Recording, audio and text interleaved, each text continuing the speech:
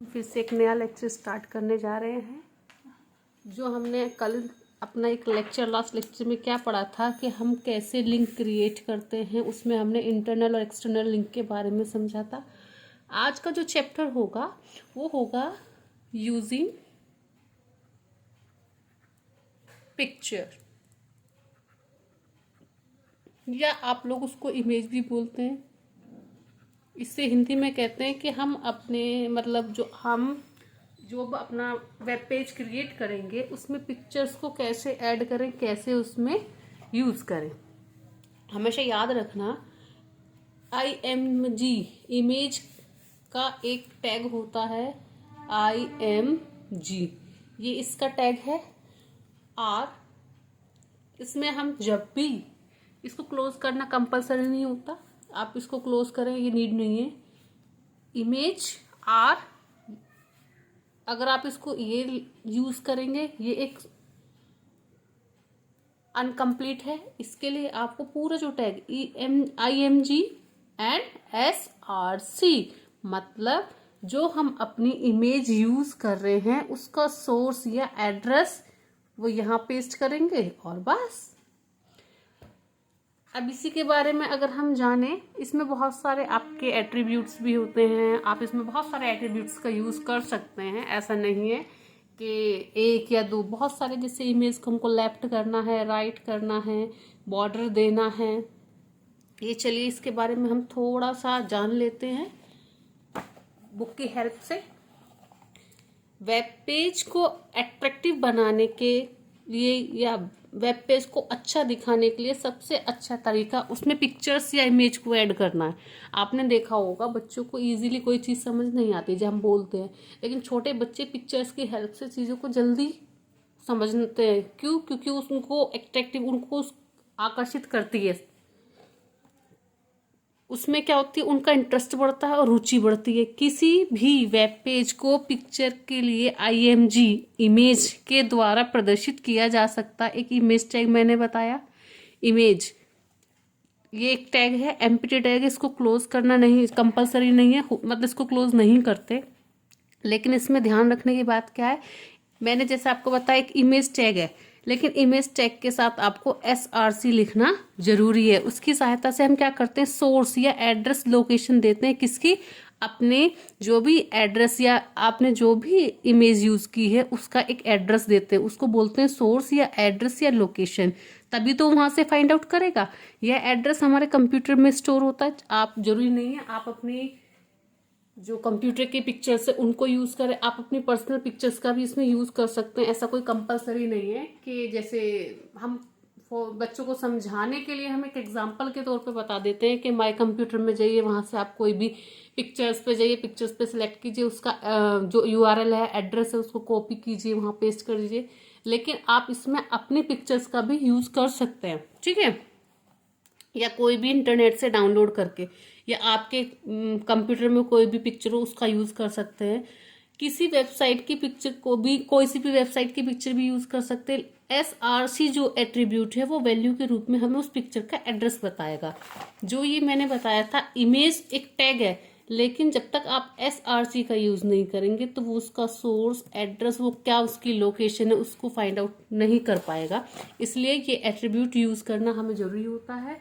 और SRC के बाद उसकी लोकेशन, उसकी वैल्यू देनी होती है, तब जाके ये एक टैग बनता है। जैसा अब इन्होंने इसमें बताया, इन्होंने इमेज के लिए इमेज यूज की है, SRC उसका सोर्स है, एट्रीब्यूट ये हमारा एट्रीब्यूट होता है, ये टैग है, और ये इसकी वैल्यू दी है।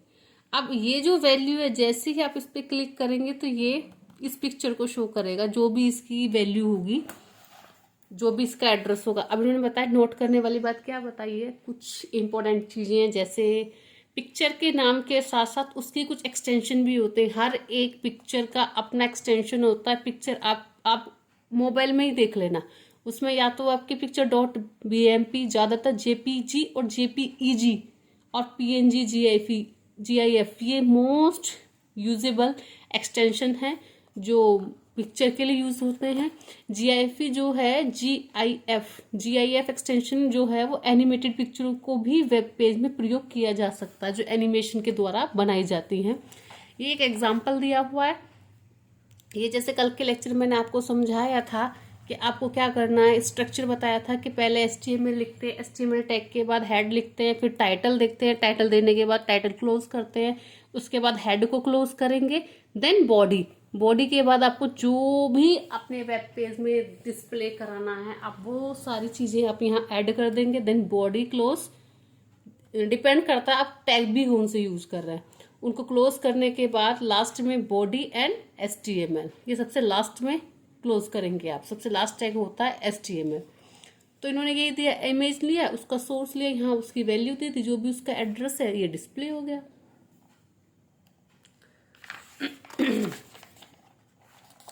अब इसके और भी बहुत सारे एट्रीब्यूट्स होते हैं, जैसे कि हमें अपनी पिक्चर को, ये आपकी एक पिक्चर है, आप उसको बॉर्डर देना चाहते हैं तो क्या करेंगे, उसके लिए आप क्या करेंगे, सिंपल सा एक एट्रीब्यूट है, सेम आप इसमें जाएंगे, इमेज में SRC लिखेंगे, यहाँ एड्रेस देंगे जो आपका पिक्चर का सोर्स है, बॉर्डर इक्वल्स टू 8। अब वो डिपेंड करता है आप उसको कितना थिक करना चाहते हैं, लेकिन याद रखिएगा जो इसकी वैल्यू पिक्सल में दी जाती है, जैसे वैल्यू बढ़ाते हैं, बॉर्डर की मोटाई थिकनेस को बढ़ाने के लिए हम इसका यूज करते हैं। अब इसने जैसे इसमें बोला है, इसने केवल इन्वर्टेड कोमा में वैल्यू देंगे, आप ये बात ध्यान रखिएगा। इसने इसका बॉर्डर 8 दिया है तो 4 देंगे तो इससे थोड़ा सा कम आएगा। इस तरीके से आप इसका केवल बॉर्डर देने के लिए इसका यूज होता है। सोर्स जो भी उसका एड्रेस है उसके बाद आप बॉर्डर एक और यूज करेंगे, बॉर्डर एट्रीब्यूट, उसकी वैल्यू दे देंगे, ठीक है। ऐसे इमेज टैग के साथ हाइट, उसकी हाइट कितनी, लंबाई, मतलब अगर हम इसको नहीं देते ना हाइट तो पूरे पिक्चर ऐसे डिस्प्ले शो करता है आपके वेब पेज पे। जब तक हम उसका साइज नहीं देंगे, हमें आपको पिक्चर कितनी बड़ी चाहिए, तो अदरवाइज पूरी स्क्रीन पे केवल आपकी पिक्चर दिखेगी। तो इसलिए हमें कंपलसरी होता है पिक्चर की हाइट और विड्थ देना। विथ 70 हाइट, ऐसी सेम हाइट और विथ दोनों आप परसेंटेज में ही देंगे कि उसकी लंबाई कितनी होनी चाहिए, पिक्चर की चौड़ाई कितनी होनी चाहिए। तो लंबाई 70 दी है इन्होंने, चौड़ाई 50% में दी जाती है, ठीक है। लेकिन ये याद रखिएगा आप इसको देंगे इमेज सोर्स वाले ही जो आपने यूज किया है। आपको देखो ये इन्होंने यहाँ दिया हुआ है कि इमेज टैग के साथ साथ विद एट्रीब्यूट की सहायता से वेब पेज को दिखाई देने वाली पिक्चर की चौड़ाई, हाइट इससे और विथ ये चीज होती है, हाइट ये चीज होती है। तो जहां हम इसको स्पेलिंग में आपको दोबारा रिपीट करके बताती हूँ, HEIGHT, हाइट इक्वल्स टू, इसमें 50% या जितना भी आपको करना है इसको क्लोज कर देंगे। ऐसे विद इसके लिए होता है, विद की स्पेलिंग होती है WIDHT, विद मतलब चौड़ाई। इसको कम ज्यादा कर सकते हैं, डिपेंड ऑन यू। लेकिन अगर आप ये मेंशन नहीं करेंगे तो आपकी जो इमेज है वो पूरी स्क्रीन पर डिस्प्ले करेगी, पूरी स्क्रीन पर दिखाई देगी, इसलिए हमको देना थोड़ा सा नीड होती है।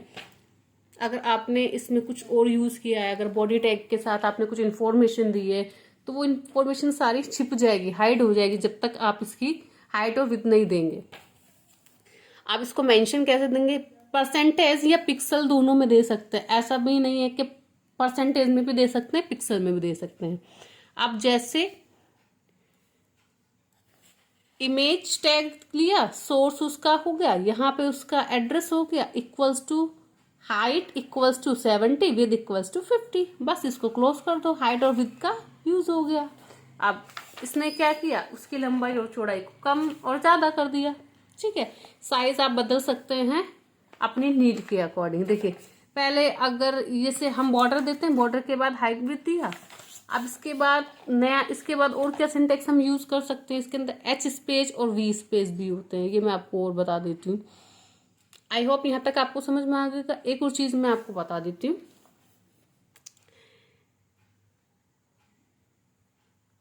H स्पेस जो होता है हॉरिजेंटल स्पेस होता है, V वर्टिकल स्पेस होता है, ठीक है। कि आप अपनी जो पिक्चर है उसमें हॉरिजेंटली कितना स्पेस देना चाहते हैं, वर्टिकली उसमें कितना स्पेस देना चाहते हैं। तो इसका यूज कैसे होता है, इमेज सोर्स ये लोकेशन सेम जो आप एड्रेस ले रहे हैं वो देंगे, H स्पेस, H स्पेस का मतलब हॉरिजेंटल 60, ऐसी आप वर्टिकल देना चाहते हैं तो वर्टिकल स्पेस दे सकते हैं, और बस ये आपका स्पेस लेगा अपना साइडों से। इसको मैं आपको दोबारा बता देती हूँ कि इमेज टैग के साथ अगर इमेज टैग के साथ स्पेस हॉरिजेंटल एट्रीब्यूट का प्रयोग पिक्चर को कोई लेफ्ट और दाईं को मूव करने के लिए, लेफ्ट और ये हॉरिजेंटल होता है, ये वर्टिकल होता है। और ये टॉप, जैसे ये ऐसे याद समझिएगा, ये इस तरीके से जो स्पेस दिया जा रहा है ये हॉरिजेंटल है, और टॉप और बॉटम में जो स्पेस दिया जा रहा है ये वर्टिकल है। ठीक है जी। ये आप पिक्सल्स में दे सकते हैं और इसकी वैल्यू घटा बढ़ा सकते हैं अपने नीड के अकॉर्डिंग। ऐसे ही अगर आपको बॉटम और टॉप में वो देना है स्पेस, तो वहाँ आप वर्टिकल का यूज़ करेंगे, वर्टिकल स्पेस का। और कैसे मेंशन करेंगे, एच स्पेस हॉरिजेंटल के लिए, H means horizontal space equals to जो भी आप वैल्यू देना चाहते हैं 60, 70, 80, और vertical V for vertical V space. बस इतना सा सिंपल सा इसका फंडा है, इसको आपको समझना है। इतना सा सिंपल सा टैग है, सिंपल सी इसकी एट्रीब्यूट्स हैं जो आपको समझनी है। थोड़ा सा डिफरेंस करते चलिएगा कि एच मीन्स ऐसे, वर्टिकल मीन्स इस तरीके से।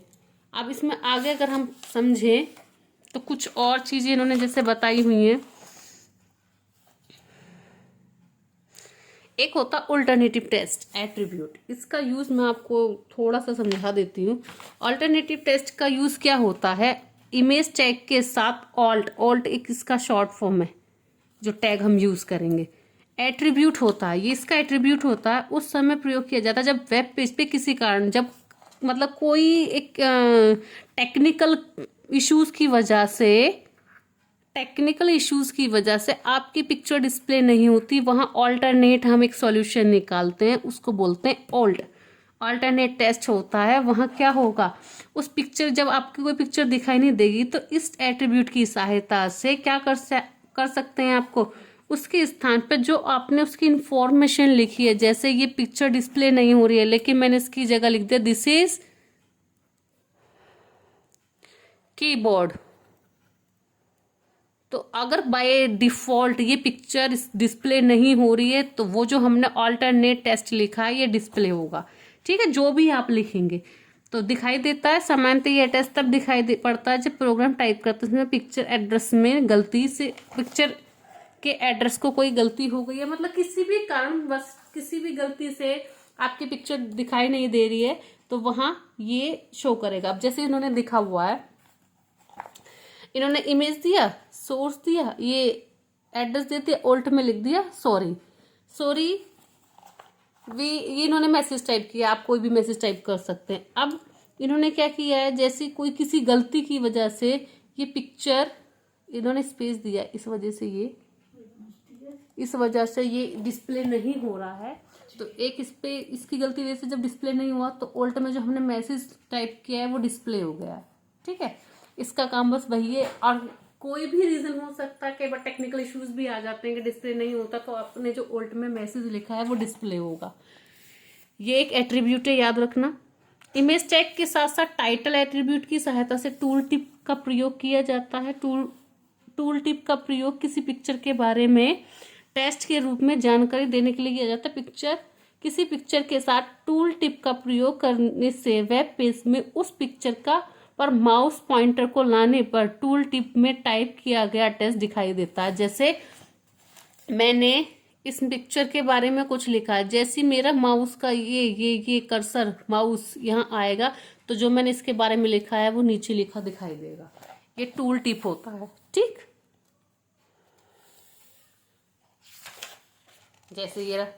जैसे इस पिक्चर पे आए, इन्होंने ये टाइप किया था टूल टिप में, आप ये देखिए, इन्होंने टाइप पहले इमेज दिया, सोर्स दिया, ये एड्रेस दे दिया, टाइटल क्या दे दिया, this is a beautiful picture, title दिया इन्होंने इस पिक्चर का।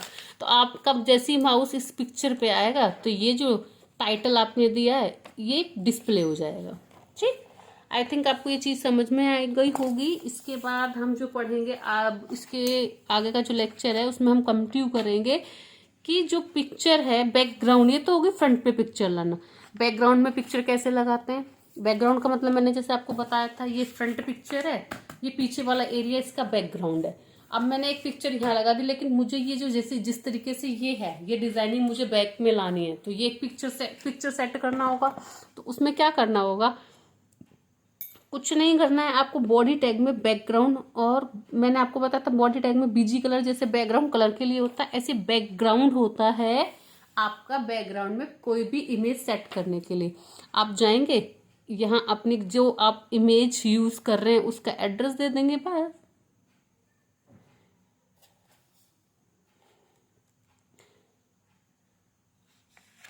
अब इसके आगे इन्होंने क्या दिया हुआ ये, या आई होप आपको समझ में आएगा बैकग्राउंड का यूज किया। बैकग्राउंड एट्रीब्यूट है, ये टैग नहीं है। जिस कोई भी चीज टैग के अंदर यूज की जा रही है इट मीन्स वो एट्रीब्यूट है, इसको याद रखना आप। अब इन्होंने बताया एक तो ये चीज हो गई, दूसरी इसकी ये बॉडी टैग हो गया, बैकग्राउंड एट्रीब्यूट हो गई, ये इसकी वैल्यू हो गई। अब इन्होंने ये बोला यदि किसी वेब पेज में कंटेंट अधिक हो तो हमें उसे पूरा देखने के लिए ऊपर नीचे स्क्रॉल करना पड़ता है। ऑब्वियस बात है, जब इतनी सारी पेज मैंने इसे लिखा है तो आपको धीरे धीरे ऊपर जाना है या नीचे जाना है, इसको बोलते हैं स्क्रॉल करना। तो खिसकाना पड़ता है जिससे वेब पेज की बैकग्राउंड पिक्चर और उसके ऊपर का टेक्स्ट दोनों स्क्रॉल हो जाते हैं। यदि हम चाहते हैं कि वेब पेज की बैकग्राउंड पिक्चर फिक्स रहे न कि खिसके, तो उसे सिर्फ ऊपर दिखाई देने वाले टेक्स्ट स्क्रॉल हों, तो इसके लिए एक अन्य एट्रीब्यूट है जिसको बोलते हैं बीजी प्रॉपर्टीज। बीजी प्रॉपर्टीज फिक्स्ड, इसका मतलब समझ में आया।